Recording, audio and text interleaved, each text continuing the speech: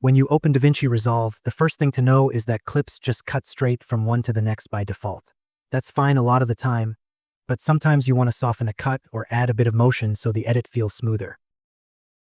Head to the effects panel on the left and open video transitions. You'll see a whole bunch of options. If you hover over any of them, you'll get a quick preview, which helps you pick one without trial and error. One catch with transitions is they need a little extra footage at the end of the first clip and the start of the next. If you click a clip edge and it turns red, that means there's no extra media there. Use the Trim Edit tool to pull the ends in a bit so the two clips overlap. Once you've made that overlap, you can drag a transition like Cross Dissolve onto the cut and it will apply. You can also double-click a transition in the list and Resolve will add it to the nearest cut. To change how long the transition lasts, drag its edges on the timeline. Just remember you can only stretch it as far as the overlap allows. For finer control, select the transition and open the inspector. There you can change duration and sometimes swap styles or easing in and out. Try not to go wild with transitions, okay?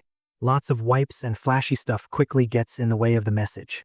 Often a simple dissolve is enough. Dynamic zoom is an easy way to add motion without keyframing. Turn it on with a clip selected and it will either slowly zoom in or zoom out across the duration. Click the dynamic zoom label to flip the direction or tweak the behavior. It's subtle, but it makes static footage feel less static.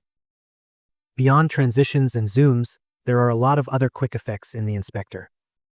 Speed change lets you slow things down, speed them up, reverse playback, or create a freeze frame for emphasis. Now let's open the effects section. Here you will find cool overlay effects like binoculars, CCTV, colored border, and many more. In the Open FX section, explore creative looks like blurs, color, grain, and more. Hovering gives a preview so you can see what they do before applying. Some effects are only in Resolve Studio Meme paid version, but there are plenty of free ones that are useful.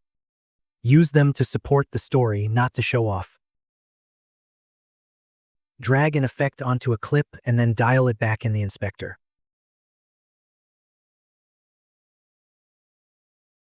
Transitions work with text too. Drag a transition onto the start or end of the title clip. That makes text come in and out more gracefully. But if you find this video helpful, please like it and subscribe to my channel.